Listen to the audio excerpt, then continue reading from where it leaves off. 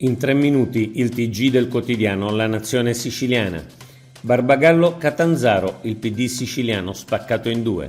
Ieri alla direzione regionale del PD sono venute allo scoperto le profonde divisioni tra l'area guidata dal segretario regionale Anthony Barbagallo e quella guidata dal presidente del gruppo parlamentare Michele Catanzaro, che alle europee ha eletto Peppino Lupo, unico europarlamentare siciliano del partito.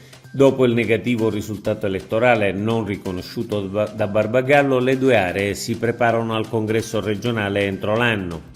Cardiochirurghi, strana la corruzione di tutti. Da ieri sono agli arresti domiciliari i primari di cardiochirurgia dei policlinici di Catania e Messina e degli ospedali di Siracusa e Ragusa.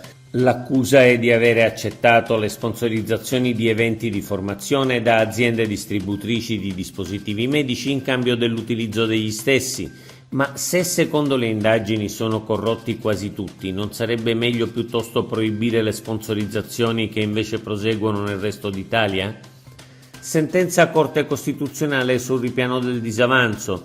Ieri è stata resa nota la sentenza della Corte Costituzionale che dà ragione alla Corte dei Conti, che aveva chiesto l'incostituzionalità della norma nazionale che consentiva il ripiano del disavanzo della regione siciliana in 10 annualità. La sentenza non produce ormai alcun effetto in quanto la norma è già stata abrogata e il ripiano del disavanzo procede rapidamente. Idda e Iddo ruttono assieme. Etna e Stromboli in sintonia, eruzioni contemporanee dell'Etna e dello Stromboli nella tradizione popolare Idda e Iddu. L'Etna ha determinato una pesante pioggia di cenere lavica che arriva a terra da una nuvola di cenere alta oltre 4 km, che ha determinato anche la chiusura parziale dell'aeroporto di Catania. Lo Stromboli, da parte sua, continua a tremare e ad eruttare da due bocche, costringendo la protezione civile a dichiarare l'allerta rossa. Ragazzo tunisino massacrato a Palermo. Dopo le numerose aggressioni verificatesi nel centro di Palermo nelle ultime settimane, è stata la volta di una rissa, sembra, tra un gruppo di giovani tunisini e un gruppo di giovani italiani. Ad avere la peggio un ragazzo tunisino di circa 17 anni che è stato trasportato gravissimo in ospedale.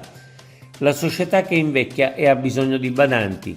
Secondo uno studio di Assindat-Colf, il fabbisogno di badanti nel nostro paese è di oltre 1 milione, di cui 700.000 di nazionalità straniera. La Sicilia si colloca al terzo posto dopo la Lombardia e la Campania, con un fabbisogno di 97.000 persone, di cui circa il 52% straniere. Dall'Europa si capisce chi è a destra e chi è a sinistra. A volte nel nostro paese lo scontro tra posizioni diverse rende poco comprensibile la collocazione dei partiti sull'asse destra-sinistra.